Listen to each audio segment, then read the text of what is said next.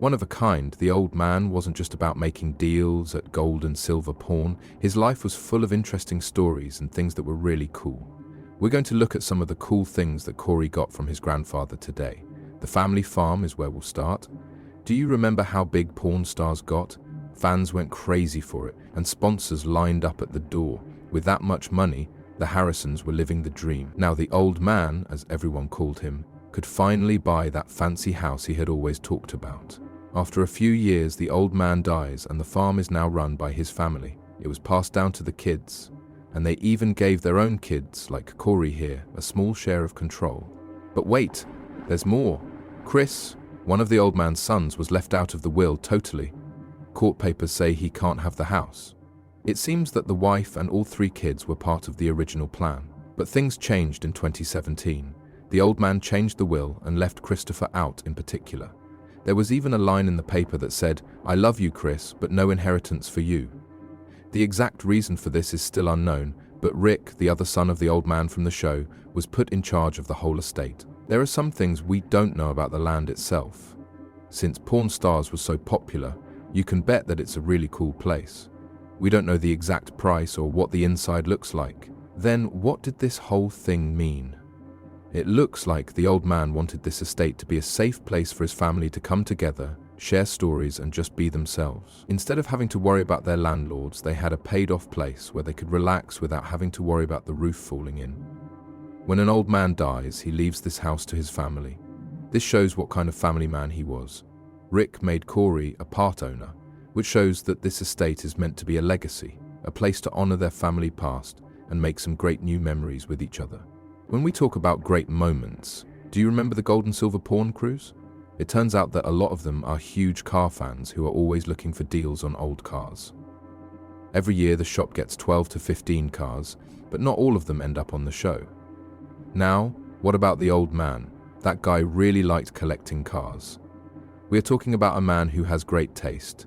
He had a 1963 Chrysler Imperial 4-door, a 1966 Imperial convertible, a 1962 Cadillac Sedan DeVille, a 1957 Chevrolet 150, a tough 1955 Ford F100 pickup, and even a 1937 Oldsmobile in his shed. Guys, that's just the short list. He had a lot more secret gems in his collection that were never shown on TV. But as the saying goes, every fan has a favorite. The old man was crazy about the 1962 Cadillac. For 18 years, he loved that beauty. Let's just say that these Imperials in the Cadillac weren't exactly known for being quick on their feet. They were big boats on wheels, but that was what made them so cool, especially since the old man served in the Navy when he was younger. He would often say with a smile, "Kicked around for 21 years before I finally left in 1979. But the old man was a crook and liked to get a good deal even before Pawn Stars.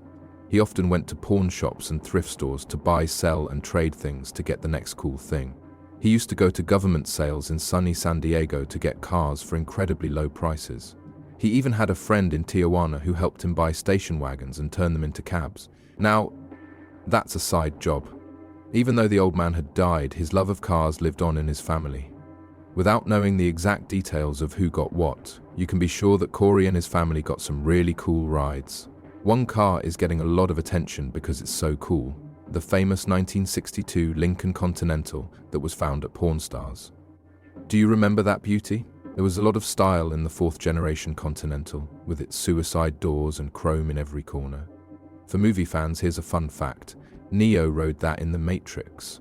This beauty was bought at Pawn Stars for $9,500, but they went the extra mile and fixed up the inside for an extra $15,000. All of that money, a huge $24,500, was given as a gift to the old man. Now that's what I call real love for a dad and a car.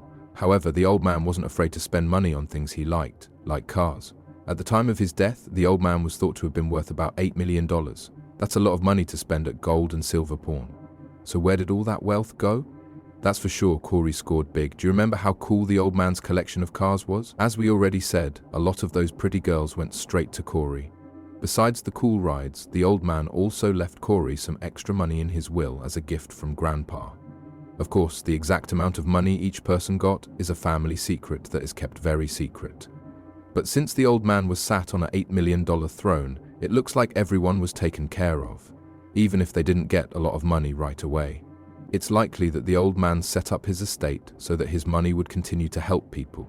In business, the old man was very smart and wouldn't leave anything to chance. He likely had a plan for everything and was making sure that his money was well spent in some way. In the end, it looks like the Harrison family is doing fine financially. They look and feel good, that much is clear. The old man left behind something important, not just in money, but also in the skills he taught his family about life. Now that we're talking about lessons learned, everyone loves the old man from the show. But there's more to his story than meets the eye, one that was full of years of work and exciting adventures at sea. Pawn Stars did show us some of his time in the Navy, but this is the real deal. The old man was in the Navy for 20 years and worked his way up to become a recognized officer first class. That's 20 years of hot sea air, making friends on board, and who knows, maybe even running into pirates a few times. Okay, maybe not pirates, but there were some exciting stories. But here's the catch. The old man didn't stick to one ship. As an experienced sailor, he moved around the Navy and served on a total of 4 different ships. It's about destroyers, destroyer squadrons, and even a tactical air unit. On top of everything else, he took a tour of a repair activity center. The guy saw almost every part of life in the Navy. What a smart guy he was back at the shop. He definitely learned that in the Navy. He even laughed and said, "I spent 14 years on ships and I was gone a lot," in an interview in 2014. That was the only thing I didn't like.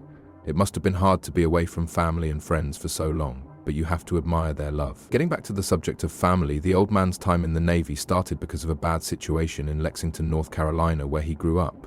It seems that a judge gave him a choice, either join the service or spend some time in jail.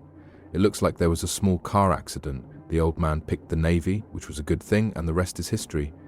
The Orlick and the Twining, 2 destroyers based in San Diego, were where he did his first tours. He'd probably learned how to live in the Navy there and maybe even developed a taste for fresh fish from California.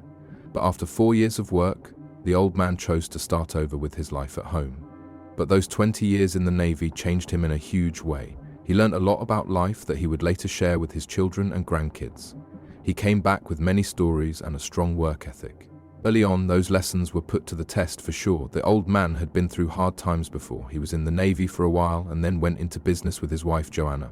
At first, everything was great, but then the market crashed hard. The interest rate went through the roof, and now it's crazy 18%. They lost $1 million in an instant. Definitely a hard blow. The old man wasn't made to fold, though. He was needed by his family. He did what any busy person would do. He packed his bags. They went to Las Vegas in 1981 with only $5,000, and in 1988 they opened Gold and Silver Pawn with Rick. They began with a small shop that was only 300 square feet, but the old man wasn't going to give up. In 1986, the place was too crowded and they needed a bigger one. The old man got his license to sell used things the following year. You didn't know there was such a thing, did you? One thing about the old man was that he wasn't afraid of a fight. He had to learn quickly and quickly became an expert in many things. The old man got so good at judging value that he could spot a fake Rolex from a mile away and give a very accurate appraisal of an old car.